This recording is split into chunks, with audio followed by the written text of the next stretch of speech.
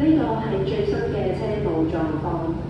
香港天文台公佈，稍後將改發8號烈風或暴風信號，鐵路及港鐵巴士服務維持正常。This is a train service update.